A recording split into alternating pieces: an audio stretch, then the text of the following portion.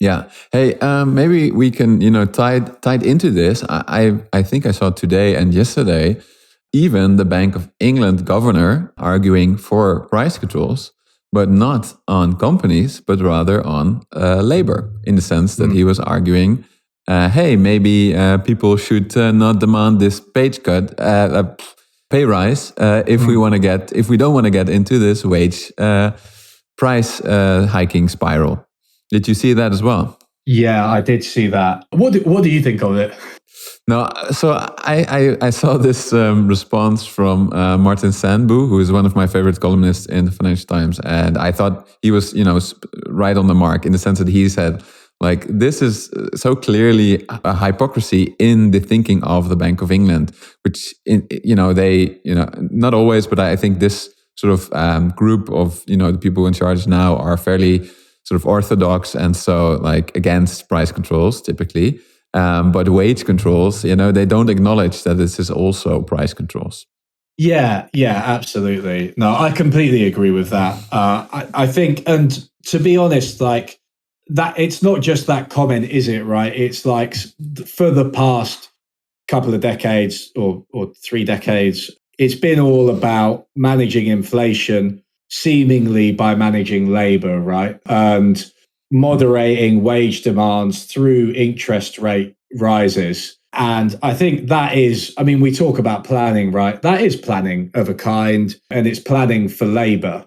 So, it does seem to be hypocritical. And, it's worth saying that having wage growth outstrip inflation for a little bit, and having essentially labor's share of income rising after a period in which it has actually been falling for a while wouldn't necessarily be the worst thing in the world. But I think it comes back to, what mechanisms do you have for managing these things? And I think things like, sectoral bargaining, which, did we discuss that in the video? I think that might have been mentioned in the video. Sectoral bargaining. What we discussed is that we didn't expect this massive pressure in labor markets right away because labor unions don't really have the power, the sort of power anymore that they used to. And that was the case in the 70s. Yeah, exactly. So the fall of labor unions. Yeah. So I think, if you take somewhere like Germany, my understanding of the German economy is just that they have unions which are kind of at the table in terms of wage negotiations across entire sectors, right? And the unions themselves kind of, they ensure wage rises. And I think Germany's performance in terms of median real wages has been very much better than, for example, the USA or UK. I think they've been less stagnant there. So they're ensuring there are real wage rises, but they are, not doing it so much that they're allowing a wage price spiral to set in. And that's the kind of thing that I would like to see, right? But more generally. I'm afraid it's the other way around, Joeri, in the sense that Germany and the Netherlands as well have this very strong system of partly labor unions, but also they negotiate sort of very centrally, in a very central way with the government.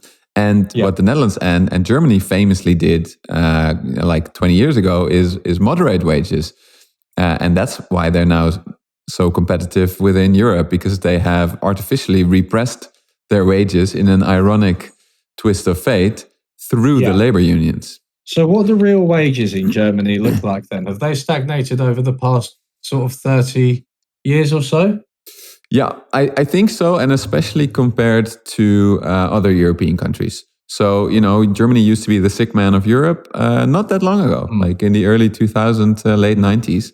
And, I know this a little bit because in the Netherlands, they did the same thing. They did this active policy of wage moderation, like you won't demand wage increases that much, and that will increase our competitive position. And you have seen since then, like, I'm not sure if the econometrics have found a super significant causal relationship, but I think likely. But definitely you've seen that Germany and the Netherlands, since having implemented that, have gotten this huge trade surpluses, especially also compared to other European countries. Yeah, fair enough. So I stand corrected. But I think I would like to see, Labour to have a seat at the table in terms of more centralised mechanisms that allow kind of moderate wage increases, but without allowing wage price spirals to set in. I mean, I think this is the thing, right? When you get comments from the Bank of England chief like that, it's kind of there's an element of condescension, and stop asking for wage rises when actually Labour, doesn't have a seat at the table, right, necessarily, and doesn't have as much power over these things, which I think it annoys people, right? So if you allowed Labour to have more of a say, then perhaps they would kind of agree to moderate their wage demands. I mean, it's just it makes it more democratic, right? Yeah, and it is true that also in the Netherlands, I can't speak for Germany on this front, but labor power has definitely declined.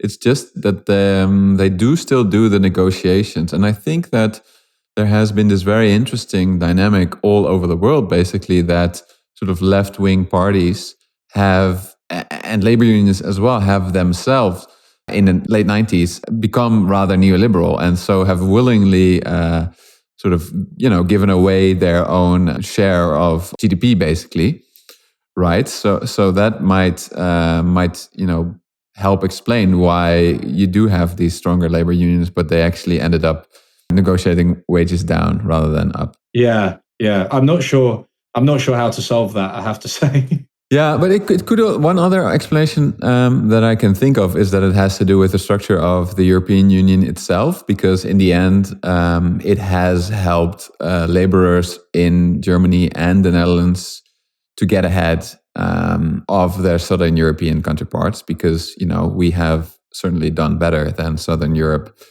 in the Euro crisis. So maybe it was rational after all of them to do that, but I guess we should get into that deeper in another discussion while playing the Eurozone crisis. Yeah, it might be too much.